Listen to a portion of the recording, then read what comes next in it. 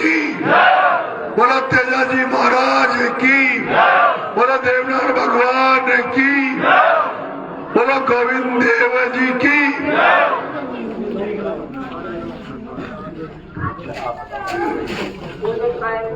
वो मेरे दो चीजें पता लग गया।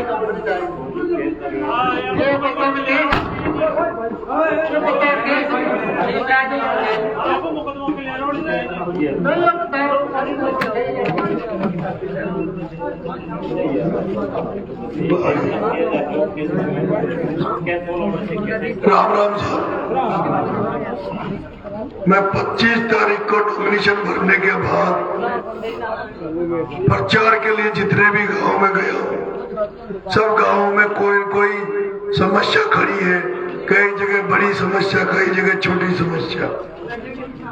कुछ समस्या तो ऐसी है जो हर जगह ही व्यापक है, जो है भ्रष्टाचार। जो सरकारी भ्रष्टाचार है, चाहे वो थाने का हो, चाहे वो तहसील का हो, चाहे वो बिजली घर का हो, चाहे वो पीडब्ल्यूडी का हो, चाहे वो पीएचडी का हो, ये तो हर जगह हर विधानसभा में आपको मिलेगी। लेकिन यहाँ इस विधानसभा में मैंने कुछ ऐसी शिकायतें सामने आई है, ऐसी समस्याएं सामने आई है। जैसे मैं कल जिस एरिया में मैं कल घूम रहा था, यहाँ बिशनपुर की डैम है, यहाँ पे बनास नदी बहती है और उस बनास नदी का पानी जयपुर तक जाता है, अजमेर तक जाता है, दूदू जाता है, दौसा जा रहा है। और देवली उनियारा में सैकड़ों गांव ऐसे हैं जहाँ शुद्ध पानी पीने का नहीं है।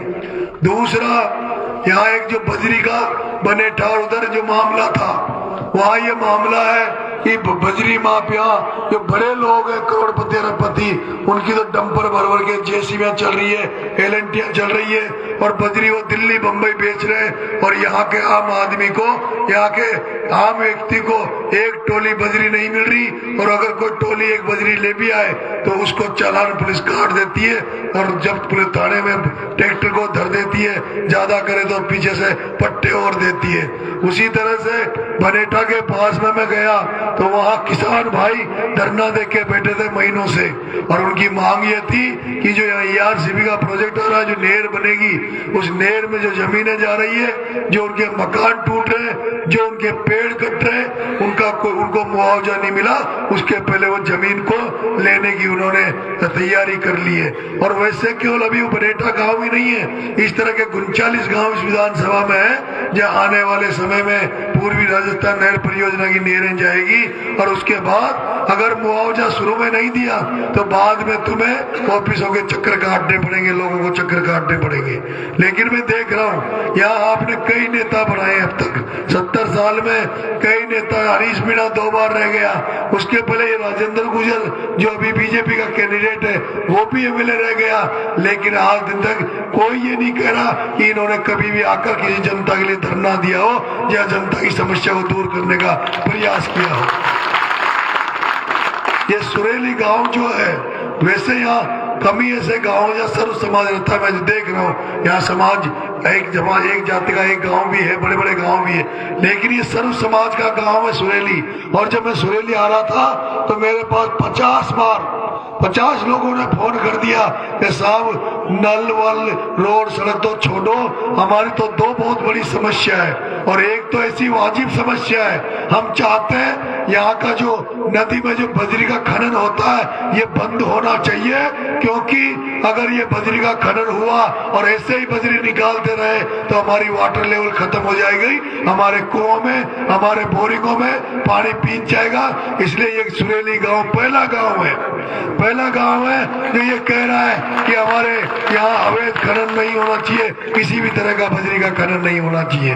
दूसरी, सुरेली गांव के ये युवा साथी लोग कह रहे थे कि यहाँ किसी बजरी के मामले में कुछ लड़कों पे मुकदमा लगा है, कुछ मुकदमा, सरकारी मुकदमा लगा है। यहाँ के लोगों ने हरीश मीणा के पास कई बार चक्कर काटे, कई बार उनको कहने के बावजूद भी उस मुकदमे का कोई हल नहीं निकला, कोई निवारण नहीं निकला।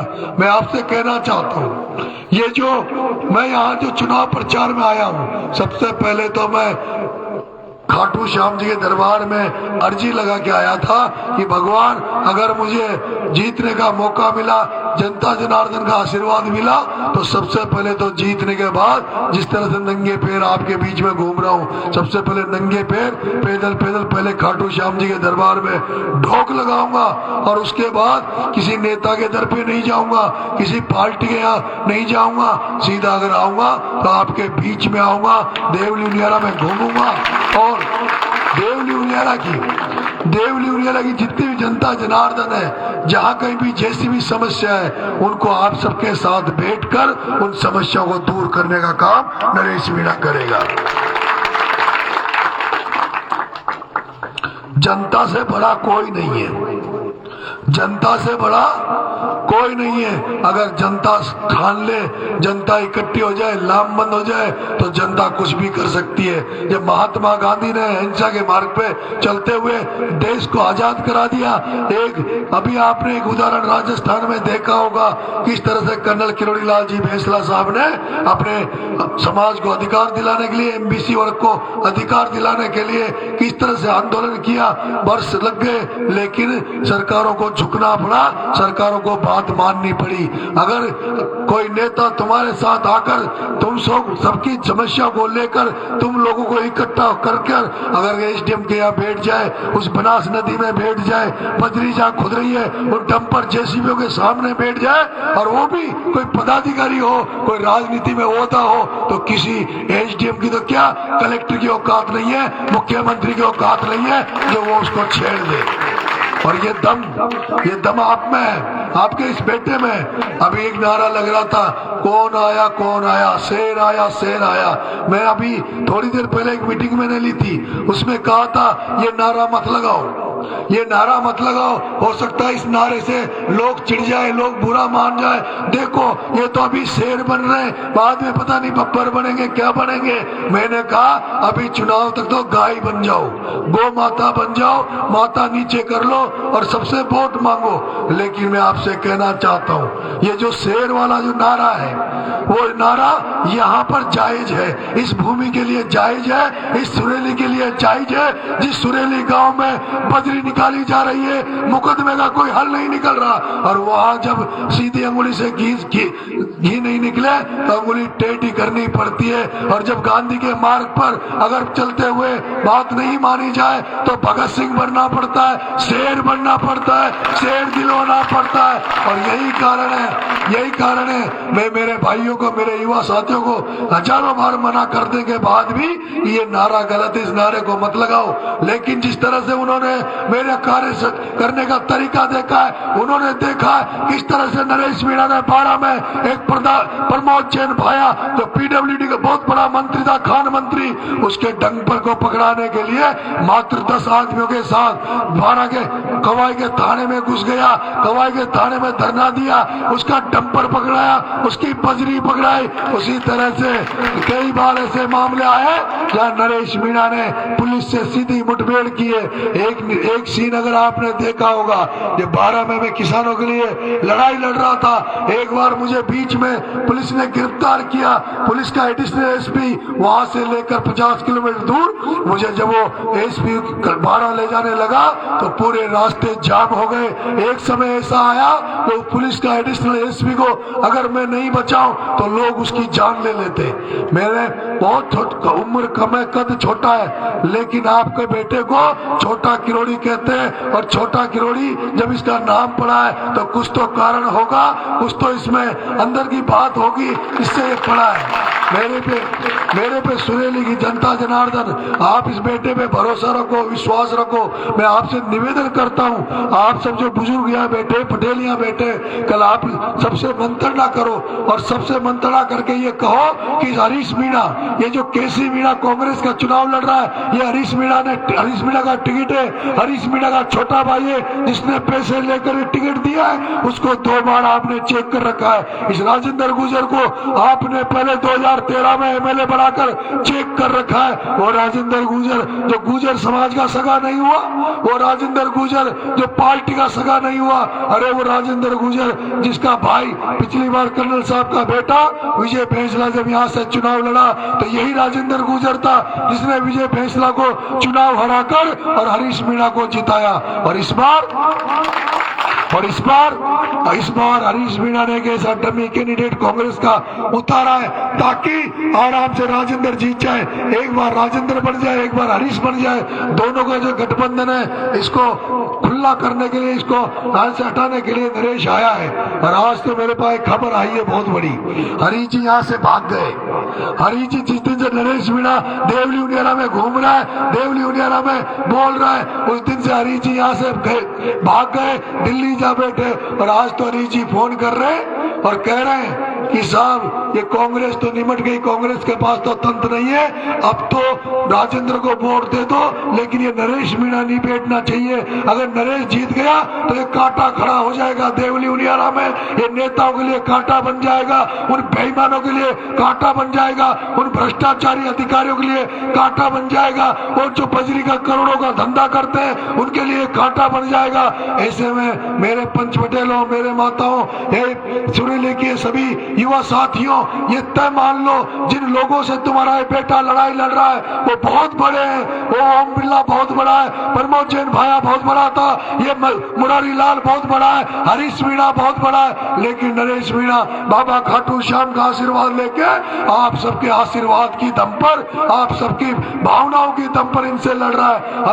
अभी ये मैं आप ही से उम्मीद करता हूँ कि आप इस बेटे के साथ खड़े होकर इस बेटे को इतनी ताकत दो, इतनी शक्ति दो कि मैं बड़े से बड़े बेईमानों से टकरा सकूं, बड़े से बड़े बेईमानों से मैं लड़ाई लड़ सकूं और उनको नेस्त नाबूद में कर सकूं।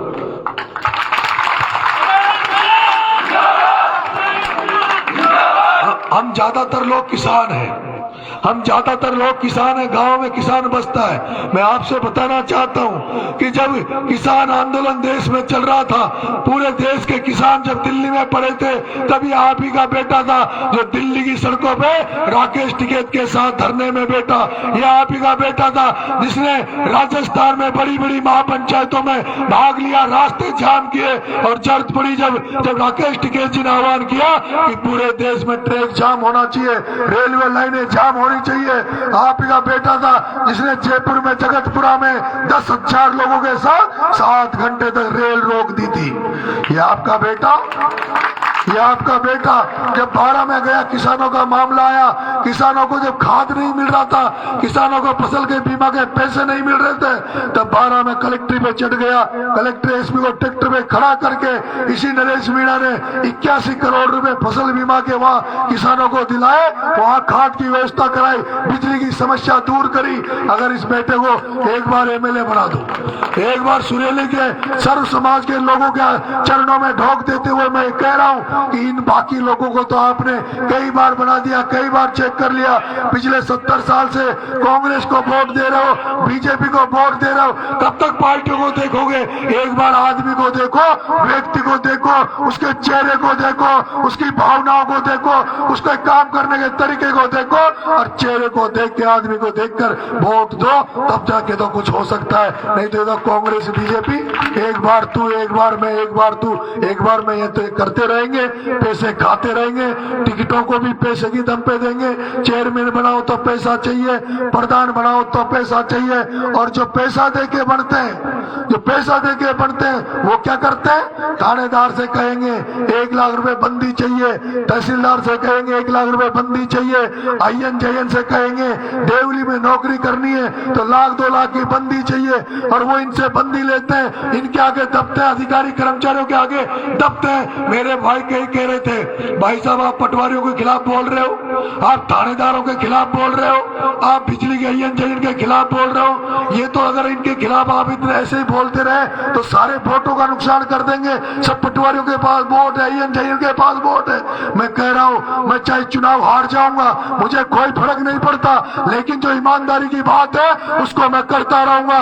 इस देवली उनियारा में, इस देवली उनियारा में, इस देवली उनियारा में अगर आपका बेटा एमएलए बन गया तो कोई चोर अधिकारी कर्मचारी इस देवली उनियारा की धरती पे नौकरी नहीं करेगा। जिसको यहाँ नौकरी करनी होगी, चाहे वो किसी भी पद पे हो, वही करेगा जो ईमानदारी से नौकरी करेगा, सत्यवादी से नौकरी करेगा।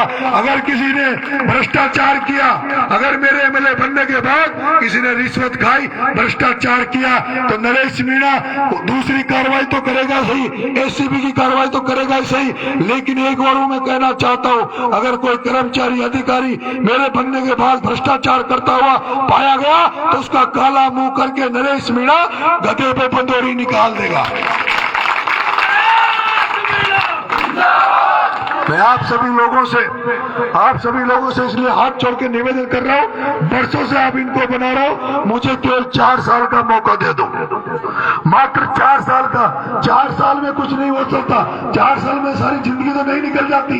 हो सकता है या तो मैं भी फर्जी हो जाऊं, या तो मैं भी हरीश मीणा की तरह हो जाऊं, या तो मैं भी राजेंद्र की तरह हो जाऊं। और अगर मैं हरीश मीणा की तरह हो गया, राजेंद्र की तरह हो गया, तो जब नरेश मीणा कहीं भी तुम्हें मिल जाए, चाहे वो देवली उड़ियारा में मिले, जयपुर में मिले, किसी भी कोने में मिले, तो नरेश मीणा के मंच पर चढ़कर जूती देना, चप्पल देना। लेकिन अगर आपने हो सकता अगर आप मुझे बना दो तो मैं आपको नया बदलाव ला कर दे दूं, यहाँ पर नया राजनीति में चेंज करके दे दूं। ऐसा एमएलए बनूं जो आप भी कहो कि वाकई में हमने इस बार बेटे को एमएलए बनाया जो हमारी सेवा कर रहा है। आप सबको बहुत बहुत धन्यवाद।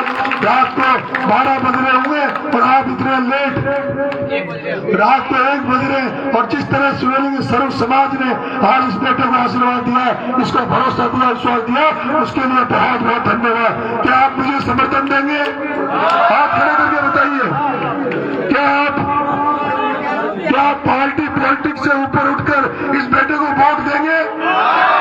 मेरा चुनाव चिन्ह क्या है? मेरा चुनाव चिन्ह क्या है?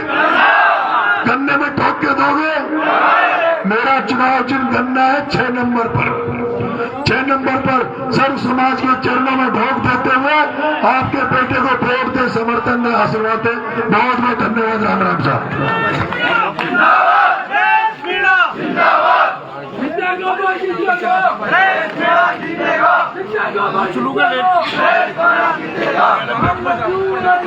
ये पंच पटेलों से निवेदन करता हूँ, आप मंच पे खड़े होके ये टाउन स्वागत खड़े होके कर दें। आके कर दे।